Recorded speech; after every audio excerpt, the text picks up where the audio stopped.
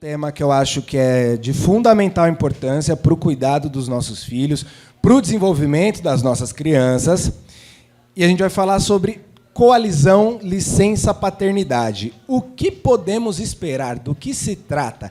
E, para falar disso, ninguém mais, ninguém menos do que ele, que vai falar quem é ele na fila do pão, né? Ele vai se explicar. Mas esse é o momento da gente fortalecer a autoestima do irmãozinho, do amiguinho. Batendo muitas palmas, senhoras e senhores, Leandro Ziotto.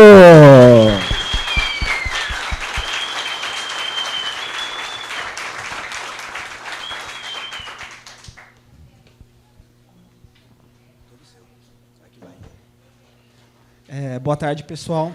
Eu não tenho essa voz aveludada como ele, nem a simpatia como meu amigo, mas a gente vai tentar fazer a nossa parte. Ah, obrigado. Não entendi. Não é porque você não tem. Eu não tenho a dele, mas ele também não tem a minha. Isso, cada um com a sua belezinha. Boa tarde, meu nome é Leandro Ziotto, sou pai afetivo do Vini, gosto de colocar ele na minha mini bio, porque é graças a ele que faço o que faço, sou o que sou.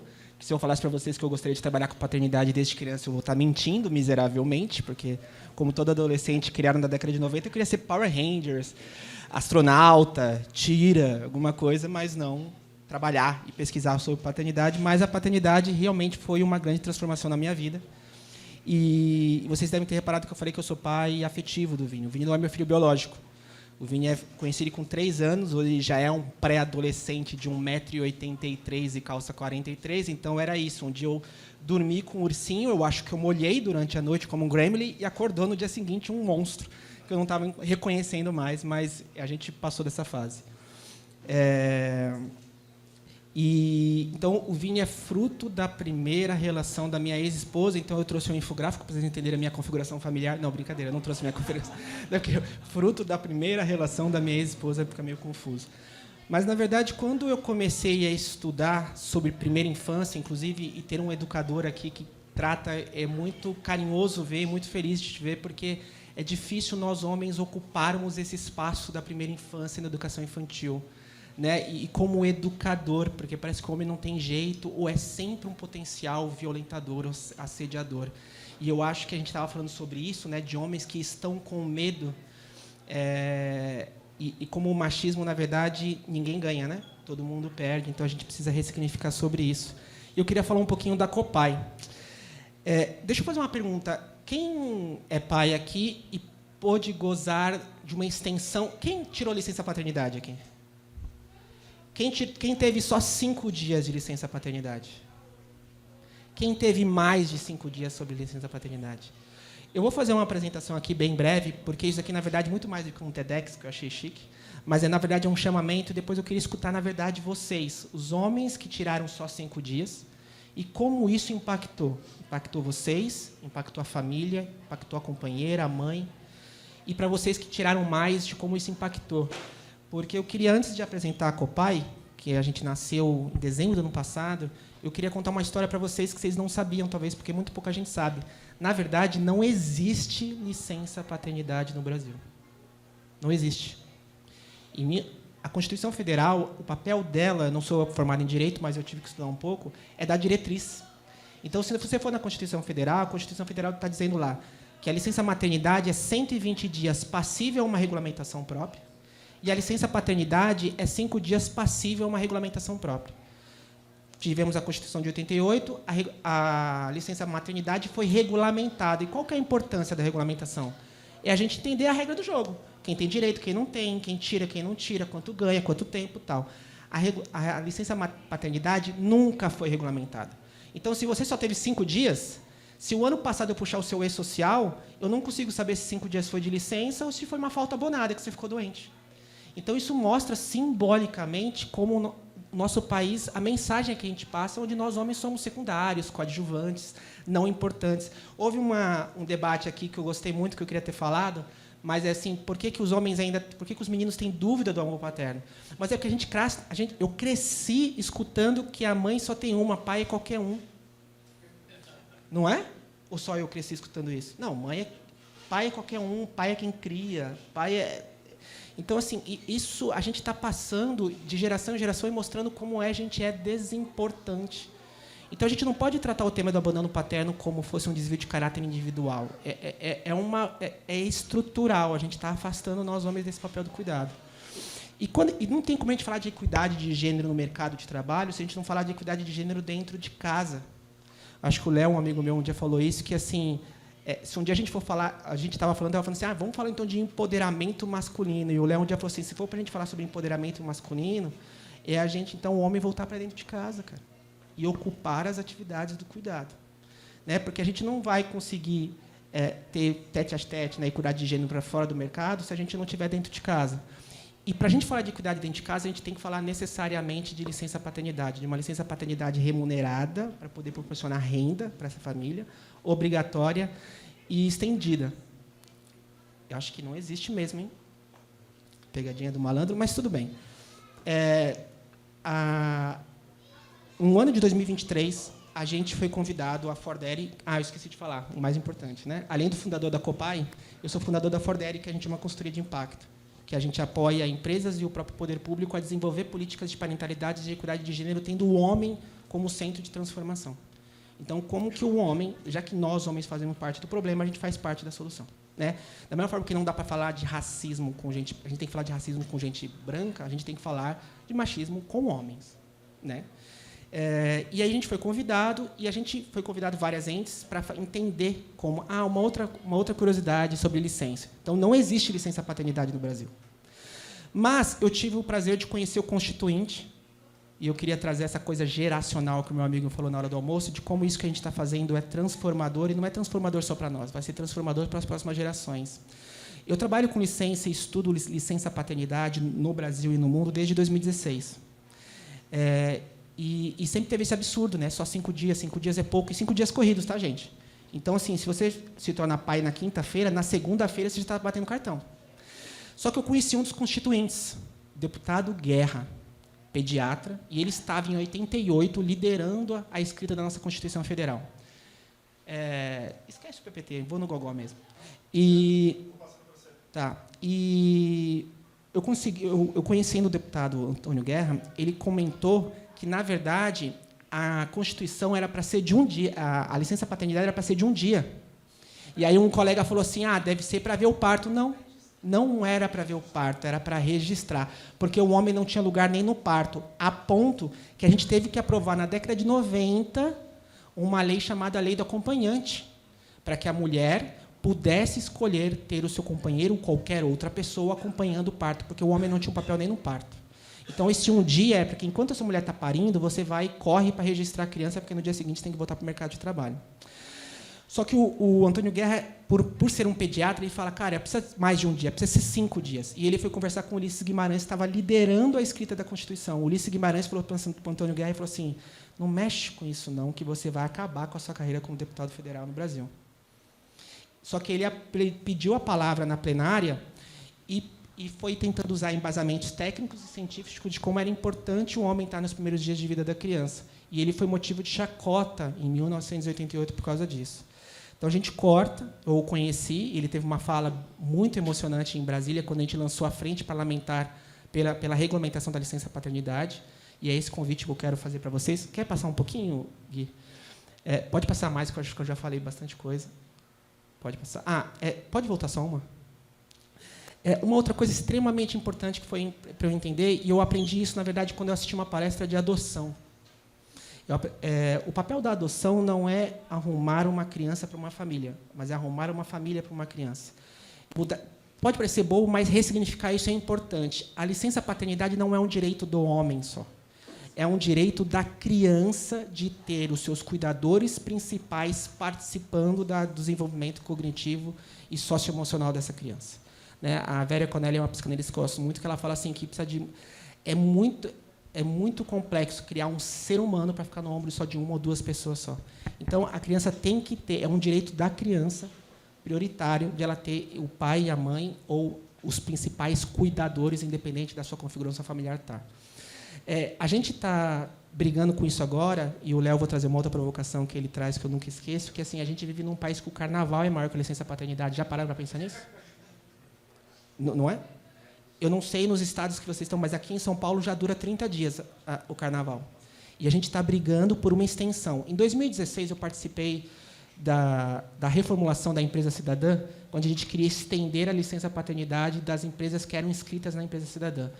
A gente foi com 30 dias. Eu não sei se eu conheci a Vivi quando a gente fazia parte de um grupo chamado Homens pela Primeira Infância. Ela estava na Plan na época. E a gente queria estender a licença paternidade, e a gente foi para 30.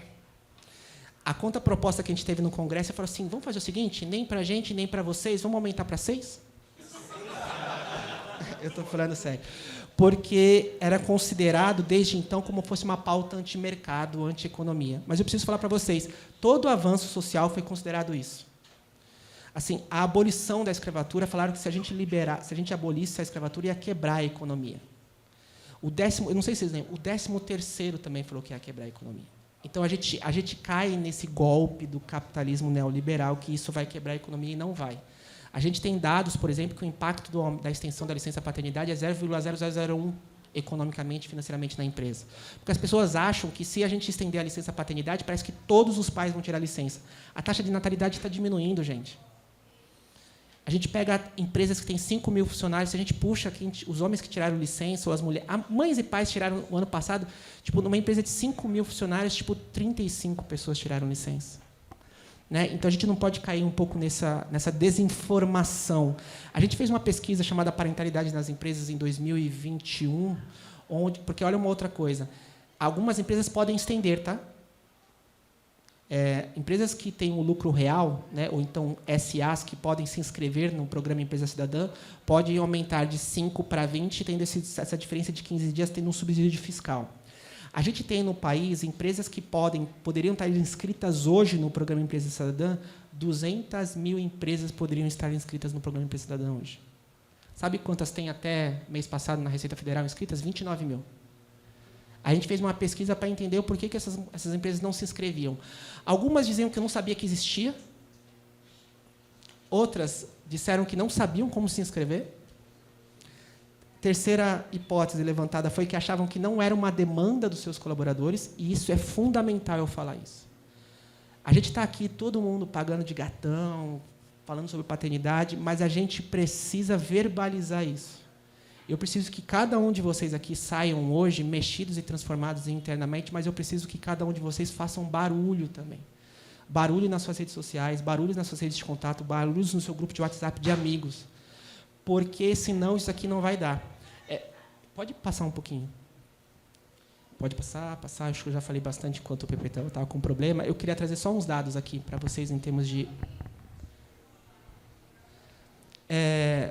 uns dados que eu acabei esquecendo de trazer enquanto o PPT não estava funcionando é que a licença paternidade hoje já tem dados científicos que mostram os impactos positivos. Os impactos na criança, os impactos em nós homens. O Promundo fez uma pesquisa brilhante que mostra que o homem que tem o exercício da sua paternidade, cuidador e participativa, ele é instrumentalizado pelo papel do cuidado e ele começa a cuidar mais de si. A Fordere é parceira técnica do Ministério da Saúde já desde 2016. E eu não sei se vocês sabem, nós, homens, vivemos 7 anos a menos que as mulheres. Então, eu vou contar um negócio para vocês. Todas as esposas de vocês serão viúvas. E a gente não vive 7 anos a menos que as mulheres porque a gente é geneticamente mais frágil. A gente vive 7 anos a menos que as mulheres porque a gente se põe mais em risco. A gente cuida menos. A gente fez um projeto em Recife sobre saúde. A gente pega homens com 48 anos de idade e foi o seu primeiro exame clínico. Porque é isso, a gente aprendeu que se não apanhar na rua, vai apanhar em casa, o homem não se cuida, não sei o quê. O maior motivo do câncer peniano é falta de higiene íntima. Então, isso é como a gente tem que transformar. E a licença paternidade, a equidade de gênero que a gente busca dentro de casa e fora dela, ela passa necessariamente por o homem estar dentro de casa, principalmente nos primeiros 1000 dias, né, que a gente fala, que é os primeiros, os anos de maior impacto de desenvolvimento cognitivo e socioemocional dessa criança. Então, os primeiros dias de vida da criança, a gente faz diferença, sim. A presença de você, pai, importa, independente se você está conjugalmente ou não com a mãe dessa criança. Pode passar, Gui. E agora, para a gente finalizar, eu queria escutar um pouquinho vocês, porque eu acho que mais do que eu falar tecnicamente como pesquisa ou como um fundador da coalizão, e eu queria, na verdade, convidar vocês a assinarem a coalizão, mas, na verdade, eu queria escutar o depoimento de vocês, porque foi escutando homens e mulheres que como fortalece os nossos argumentos para a gente levar para o Congresso Nacional. Antes de eu convidar vocês, então, a assinarem, então vai ter um QR Code, mas não é para o grupo de WhatsApp, tá, gente? Quer passar, Gui? Eu vou botar, aqui vai aparecer um QR Code, e, para mim, é muito importante que vocês tirem uma foto. Então, volta um pouquinho, Gui. Pode ir para frente. 88, houve a Constituição. 23, nasce a Copai, e agora a gente escreveu uma PL, onde a gente entregou no dia 23 de dezembro, 2 dias antes do Natal, e essa PL ela propõe uma licença-paternidade estendida, regulamentada e obrigatória. Porque uma das grandes fragilidades que houve na extensão da licença de 2016 é que a extensão da licença era optativa. Então, alguns homens abriam mão, não queriam essa extensão, agora não. Pode passar, Gui? Acho que deu uma desconfigurada. Pode passar. Pode passar. Volta um pouquinho antes. E a gente precisa aumentar. E aí o convite que eu faço aqui, na verdade, eu quero agradecer muito o Gui, o Fê e todo mundo por ter dado esse espaço para a gente poder falar sobre isso, é que a gente está agora no Congresso Nacional, tem alguns colegas e colegas minhas, nesse exato momento em Brasília, para a gente fazer um trabalho de advocacy fortalecido, para fortalecer e fazer um debate qualificado. Só que não adianta só nós levarmos embasamento científico e acadêmico. A gente precisa levar uma demanda da sociedade civil. Então, hoje, nós temos 1.300 pessoas apoiando a coalizão. Só que isso aqui não faz nem cócega para um deputado e para uma deputada federal. A gente precisa mostrar que isso é uma demanda. Um dos deputados com quem eu conversei, que eu não vou falar o nome para não expor, ele falou assim, Leandro, isso não é uma demanda da sociedade. Os homens não querem isso. As mulheres não querem isso. Isso não é uma demanda. Então, se enquanto não for uma demanda, a gente não vai legislar sobre. E a gente precisa mostrar que é. Só que não adianta só a minha voz. Precisa uma voz de cada um de vocês e preciso que vocês levantem isso para a casa de vocês, para o amigo de vocês, para a empresa que vocês trabalham. Porque isso, assim, a gente vai fazer uma grande onda para eu poder chegar com uma caixa, jogar na porta do Congresso Nacional e falar assim, a sociedade brasileira está demandando isso e eu preciso que vocês legislem sobre isso. A gente está vivendo a maior e principal janela de oportunidade para a gente debater esse tema, porque é um tema que está cada vez sendo mais debatido e fortalecido pela sociedade civil. As empresas que apoiam eventos como esse, mas também que estão desenvolvendo políticas, elas perceberam que, para ter adultos economicamente produtivos, precisa de adultos saudáveis, e, para ter adultos saudáveis, precisa de adultos que recebam e que cuidam, né? Porque senão a conta não fecha, né? Então, as empresas estão desenvolvendo isso e o Estado está começando a ficar de olho, só que o Estado não vai legislar disso, se a gente não mostrar uma pressão. Pode passar, Gui. Pode passar. Queria deixar só no QR Code. Pode passar. Aí, volta um pouco. E aí eu queria fazer 2 chamamentos, então, antes de eu passar para o nosso MC. E aí eu vou, acho que para vocês tirarem dúvidas, porque eu também queria escutar o depoimento de vocês e de vocês tirarem dúvidas comigo. Eu queria que realmente vocês assinassem o apoio. Tirem foto, mandem isso para o grupo de WhatsApp da família, manda para o seu pai, para o seu tio, para todo mundo, porque a gente precisa engrossar esse número. Então, esse é o convite. Eu vou estar aqui o dia inteiro. Na verdade, eu trouxe uns flyers e eu deixei lá na porta. Se vocês quiserem pegar um flyerzinho e levar na escola onde o filho de vocês estudam, onde você trabalha, nossos contatos estão todos ali e a gente pode ir para a gente ir pregando a palavra, né? Porque ultimamente eu não estou podendo ver o microfone e um tijolinho que eu já estou subindo para pregar a palavra, né? Porque é esse que é a minha missão de vida. Um tijolinho já sube, opa! E pode passar, Gui? E eu queria fazer um último chamamento, então, já aproveitando, né? Já abusando um pouco, para a gente fazer volume, a gente lançou um concurso de fotografia, onde é bem simples. Eu só preciso que vocês tirem uma foto de vocês com seus filhos, para a gente mostrar, porque a gente fala muito de referências, ou ausência de referências paternas, não é? Então, se falta referências paternas, vamos hoje começar a montar as nossas referências e as referências para as próximas gerações. Tá? E é inquestionável que a gente não pode negar que as redes sociais e as mídias hoje fazem um trabalho importante, né, de ocupar esse imaginário. Então, a gente fez esse concurso, que tem algumas parcerias bem relevantes, tem a Embaixada da Suécia, tem a Sabin, que está apoiando. Então, é só você, até o dia 31/8, todas as pessoas que postarem uma foto, ou de você com seus filhos, ou de você com os seus pais, se caso vocês ainda não forem pais, e marcarem a hashtag 5 dias é pouco, porque 5 dias é pouco, galera. E a gente precisa mostrar isso. Fazer uma marcha até Brasília falando 5 dias é pouco, 5 dias é pouco. Esse é meu sonho. Já sonhei com isso, tá, gente? Estou falando sério, estou ficando meio doido. E o outro é o concurso Pai Presente, onde a gente quer, até o dia 31, a gente vai fazer depois um concurso, e as 22 fotos, a gente vai tentar fazer uma exposição, tal, porque a gente quer fazer essa exposição dentro do Congresso Nacional. Tá bom? Acho que é isso. Agradeço a atenção de vocês, Gui, mais uma vez pelo espaço.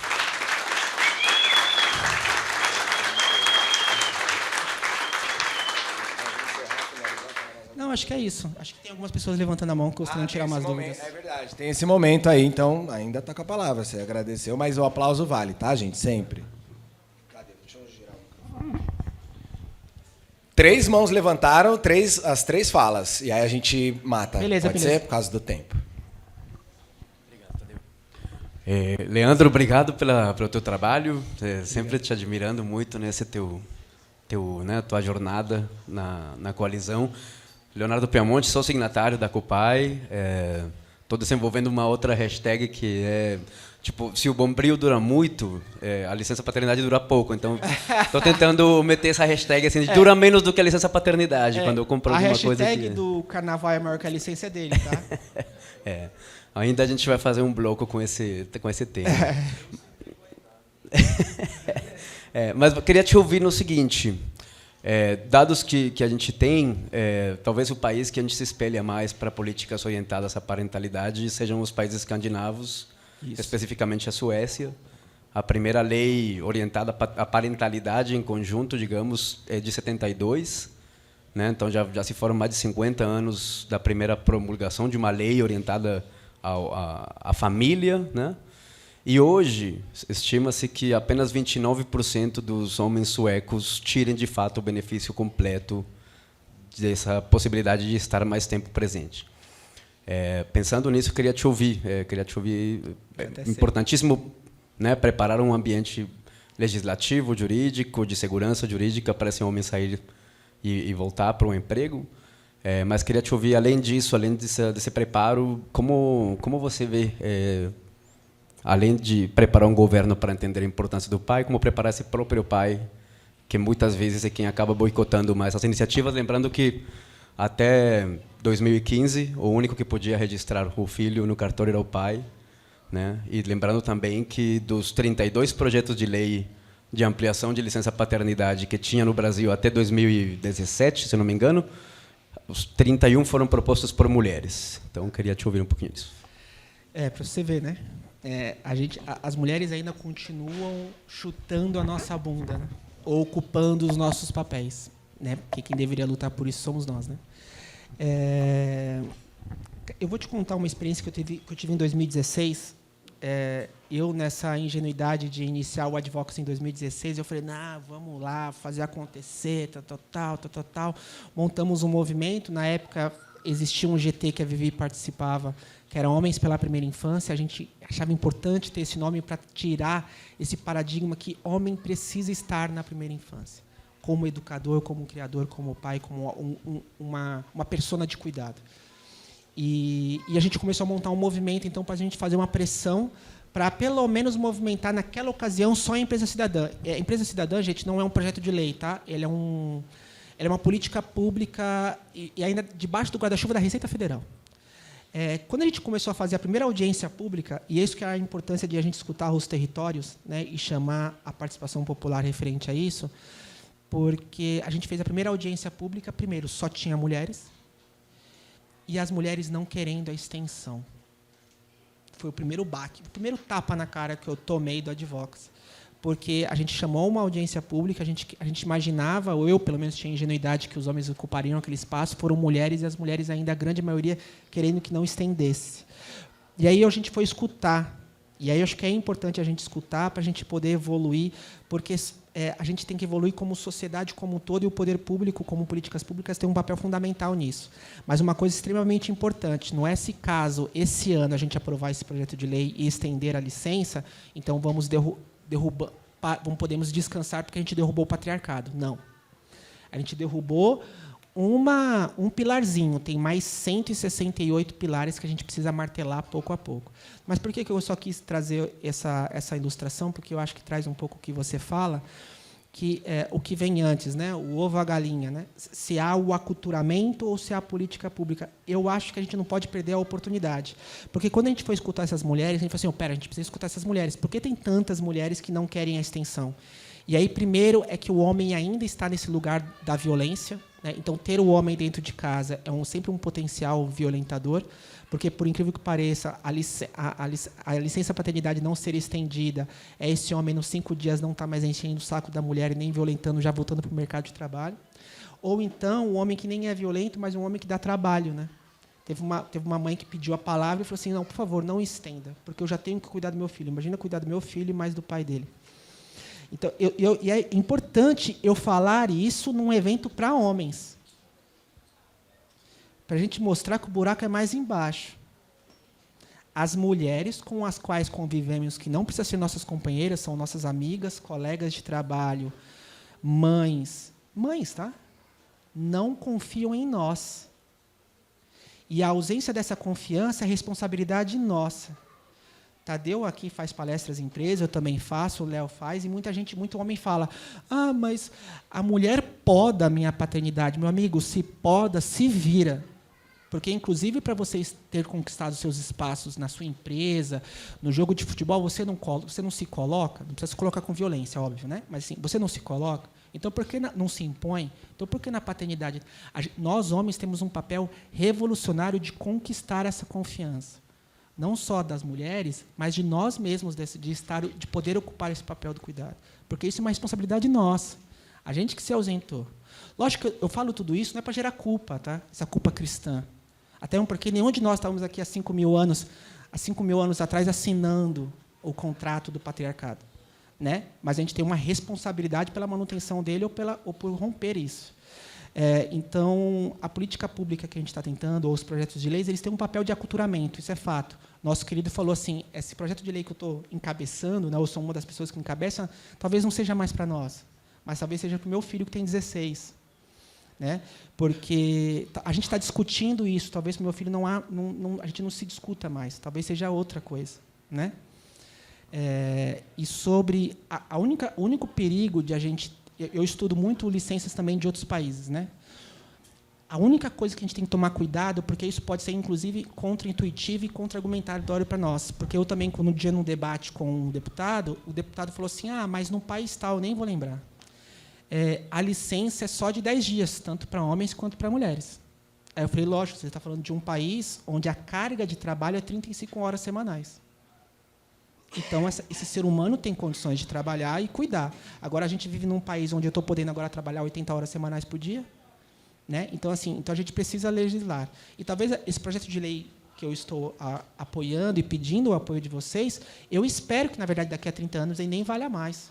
Eu espero que outras pessoas estejam discutindo outras licenças, inclusive as licenças parentais. Né?